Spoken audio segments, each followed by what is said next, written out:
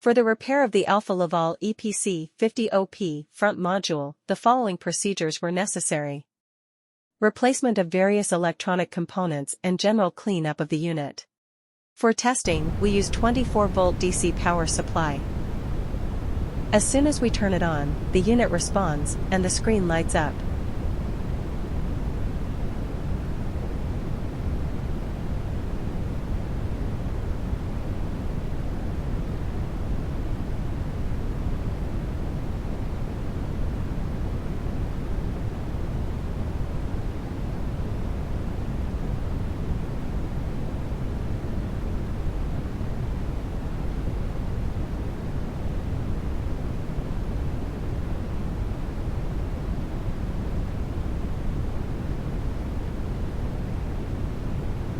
The error message is due to the absence of additional units.